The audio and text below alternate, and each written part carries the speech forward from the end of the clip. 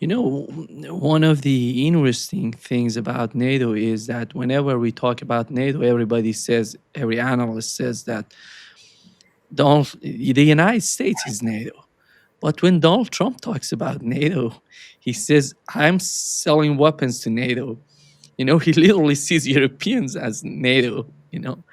This is a huge difference, considering between the Trump administration and the Biden administration.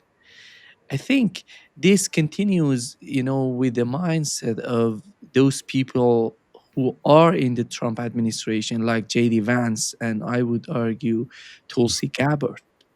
These are the most important, you know, positions or characters in the Trump administration. Because you look at, on the other hand, we have Rubio, part of the establishment, other people. But these two people are so important within the Trump administration. Alex, you remember J.D. Vance going to Europe talking about Europe is turning into a dictatorship. We literally are seeing that, with the case of Colonel Jacques Beau. They're Yes. putting a lot of sanction in him. What is happening to Europe? Do you think that somehow they're they're heading toward a total dictatorship, or on the pathway of getting there we can find some sort of new leaders in Europe that they can save Europe from these people? I think that the ruling establishments that is in charge in the European Union and in the governments of Germany, France, and Great Britain, they're definitely driving in the authoritarian direction. They want to create Europe as an authoritarian bloc. Um, they are driving at repressing all political opposition and introducing very harsh, very radical systems of censorship because they need the control of the narrative. I think that their plan, which has been these same structures of power's obsession for centuries now, the plan is to try to destroy Russia. And I think that this is always emanating from the city of London. What we see happening today, in fact, what we saw happening since the end of World War II has been a crawling, creeping implementation of the Project Unthinkable, the basically the policy paper that was submitted to Winston Churchill before World War II was even finished. I think that was in April 1945, and that plan already identified Russia as the enemy. They already wanted to conduct a surprise attack against Russia in 1945 by bringing together the remainder of Nazi German military, uh, the Polish troops, American troops, and the British troops. Of course, this was rejected by FDR and by General Eisenhower, and the British understood that if a surprise attack in 1945 didn't go through, then that in that case uh, the project would have to be a very very long term thing, without specifying, but it's probably a decades long thing. And then the very next year, Winston Churchill came out with his Iron Curtain speech declaring the Soviet Union to be the enemy of the West, even though the Soviet Union was until that point the ally of the West.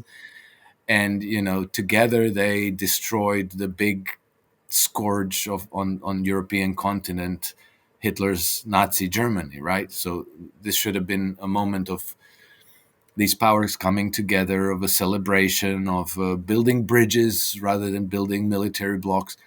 But no, Churchill declared Russia to be Soviet Union to be the enemy, and then 2 years later we had the formation of NATO, and NATO was an anti-Soviet bloc from the get-go. It wasn't put together for any other reason. And then as soon as the Soviet bloc collapsed in 1991, they started enlarging the NATO, and they enlarged it to always uh, towards the Russian borders. And the war broke out because they wanted to add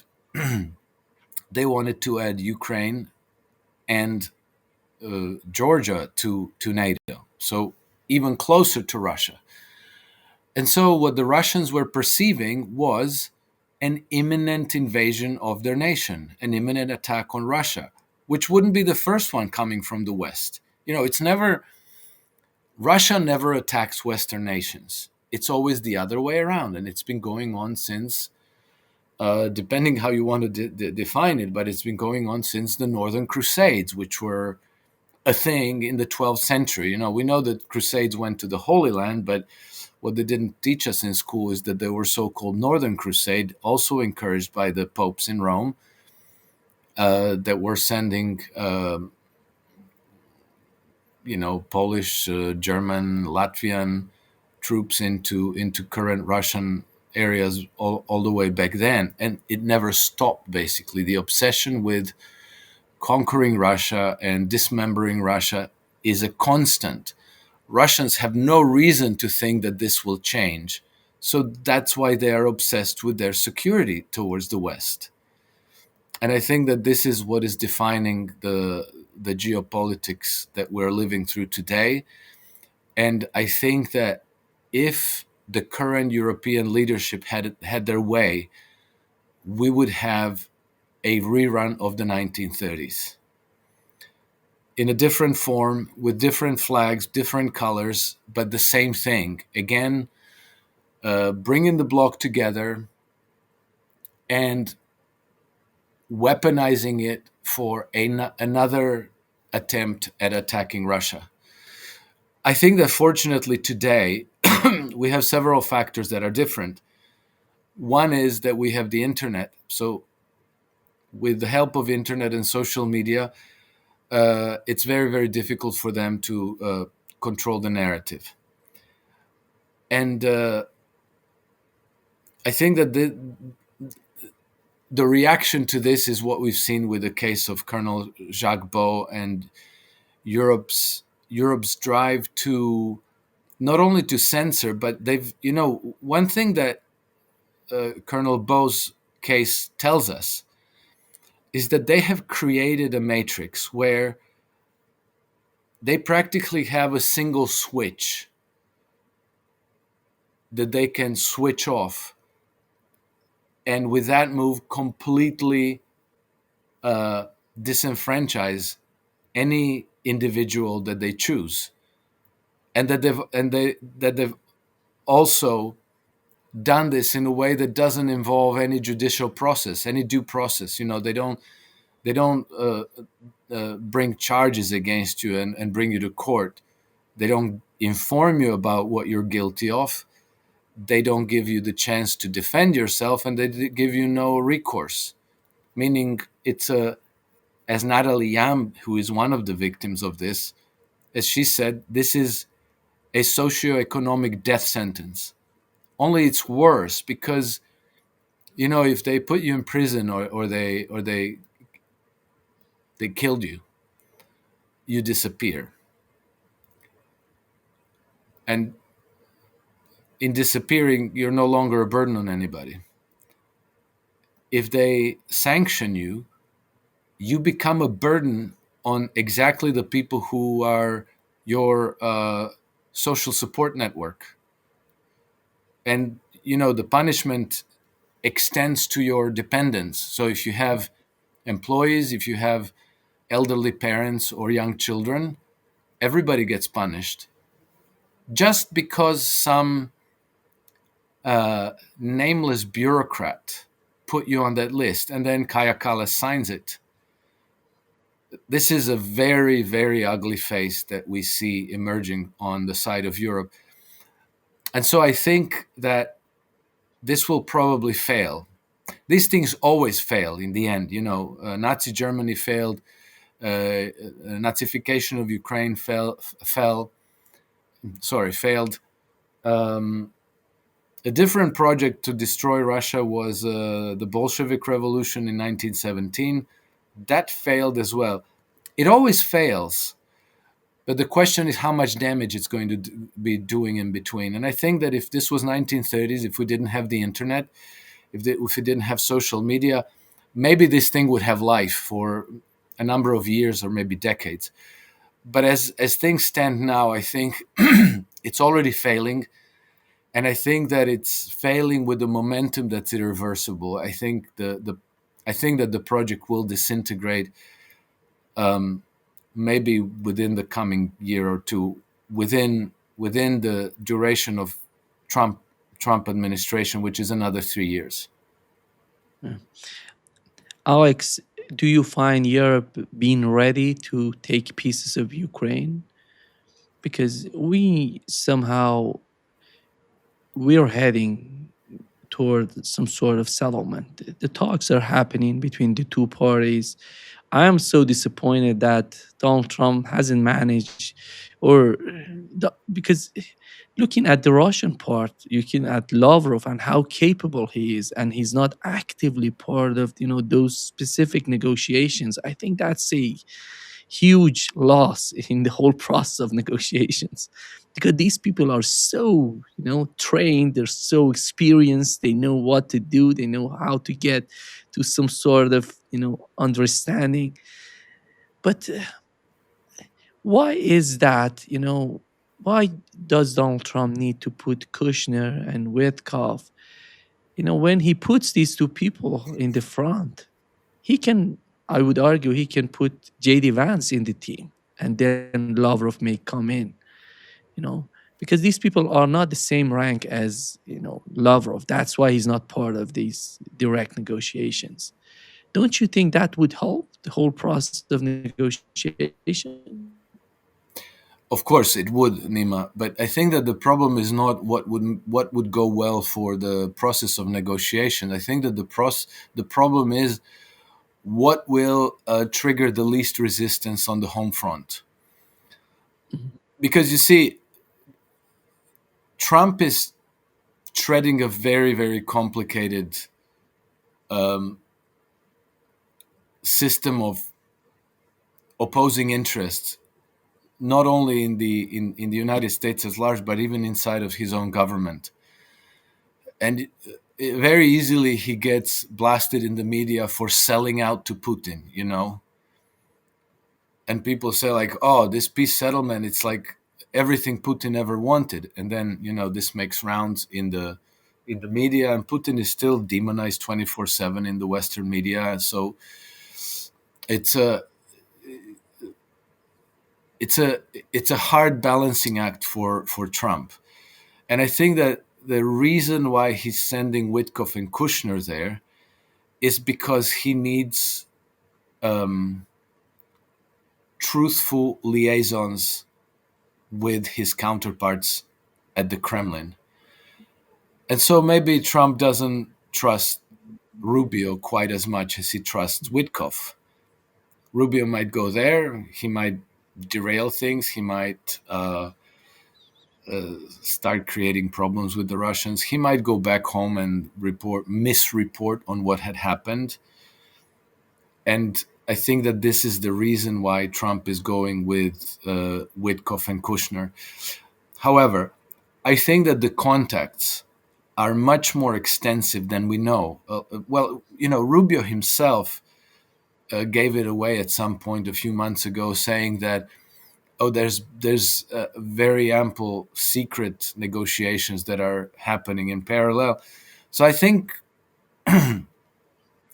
that both sides are doing what they see is necessary, but they're doing it in a way that uh, provokes the least amount of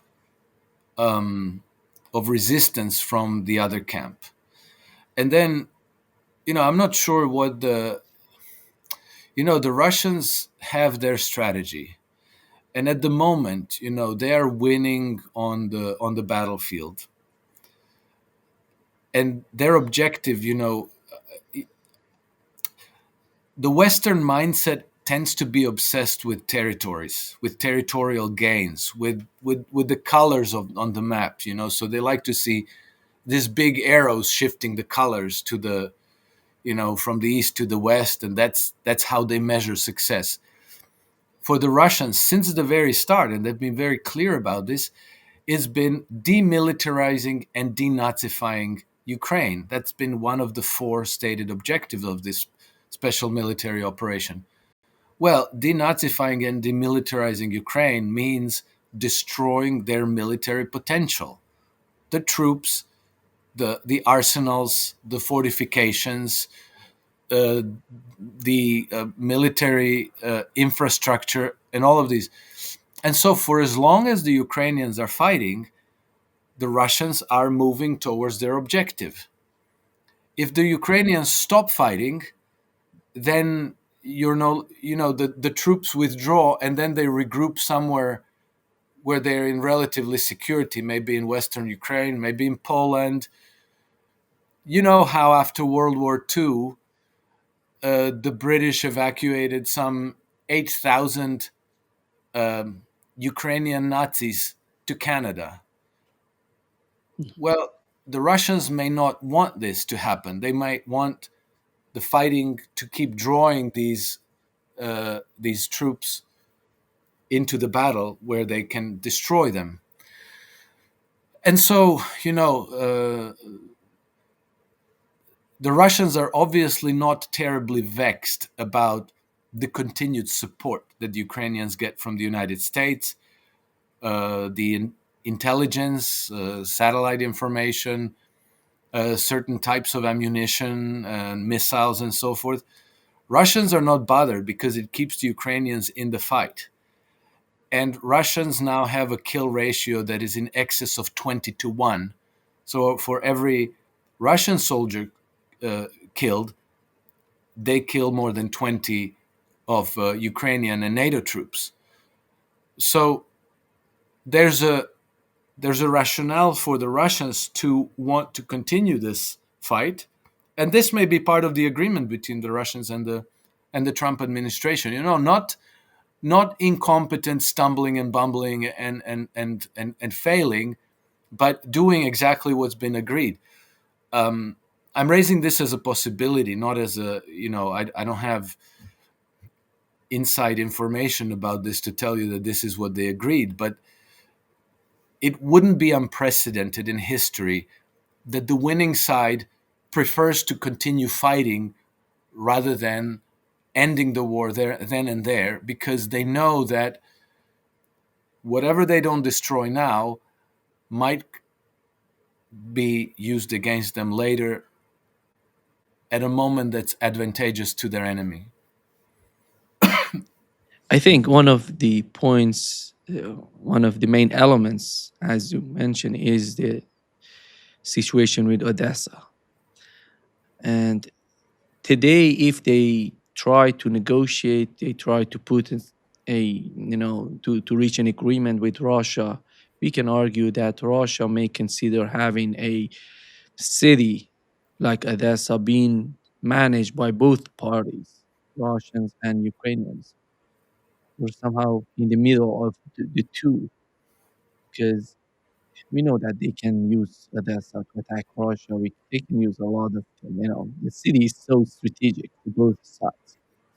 But if they try to continue the conflict, it seems that as the war is getting to Odessa, as we talk, do you think that if the West, I'm talking about Europeans together with Ukrainians and those people in the United States who are in favor of the continuation of the conflict, if they manage to continue the conflict, do you think that Odessa gonna be in the hand of Russians? And if that happens, Russia capturing Odessa, are they gonna give it back to Ukrainian? Are they gonna put it on the table to negotiate?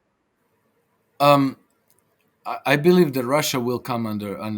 Sorry, I believe that Odessa will come under Russian control, one way or another.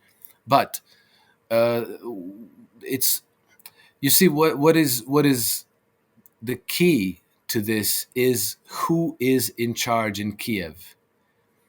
So if the central government in Kiev is falls back into Russian orbit and becomes a neutral neighbor or even an ally like Belarus, for example, then Russians are fine with Kiev controlling Odessa, Odessa being under Kiev's administration, because in that case the Russians are going to have control over the port of Odessa effectively, without having without Odessa having to be part of the Russian Federation. Um, if they can't, after the war, if they can't install a Russian friendly regime in Kiev, then maybe they have to take Odessa by force. But we'll see what happens, Nima. I'm not, I don't think it's going to be a frontal assault by Russian troops, over Mykolaiv and westward. I think that Odessa already has a very strong insurgency opposed to the Kiev regime. I don't know if it's realistic to expect any reinforcements from Transnistria coming in, but I think that the Russians will have many ways to infiltrate Odessa and to take it, even with with let's say minimal bloodshed, but with through local insurgency and Russian military intelligence assets joining that insurgency on the ground, and simply taking out the Western interests and the current government loyal to Kiev, loyal to Zelensky. In one way or another, the Russians will take control of Odessa, because this is of great strategic interest to them, because Odessa, being a port city, could be indefinitely used as a conduit for uh, terrorist action, sabotage, drugs, biological and chemical weapons infiltration, and so on. All kinds of ways in which Russia could be vulnerable to their enemies, and they have to close down all those vulnerabilities. But I think that it might go with the whimper, not with some kind of a big, like the capture of Berlin in World War II. I think it's probably going to play out in a different way, and I think that their central concern still is and will be the regime change in Kiev.